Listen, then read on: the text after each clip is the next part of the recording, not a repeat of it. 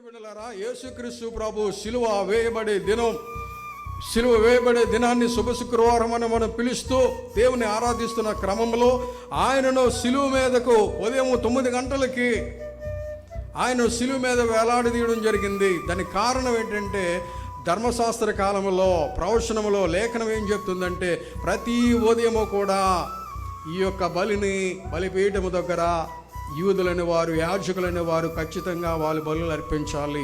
అదే బలి యేసుక్రీస్తు ప్రభు ఉదయం 9 గంటలకు యేసు ప్రభు సిలువ మీద ఆయన గొర్రె పిల్ల వలె ఆయన సిలువ మీద నా కోసము, నీ కోసము, మనందరి కోసం ఆయన సిలువ మీద బలియాగమయ్యారు. ఎందుకో తెలుసా దేవుని బిడ్డలారా, గమనించండి.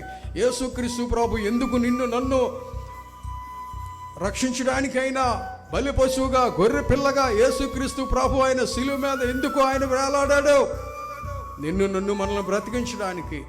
పాపంతో నిండిపోయిన మానవ జీవితాన్ని, శాపంతో నిండిపోయిన మానవ జీవితాన్ని ఆయన తన రక్తము ద్వారా మనల్ని కడిగి పవిత్రపరిచి దోషులుగా చేసి ఆయన దోషిగా సిలువ మీద వేలాడడం జరిగింది.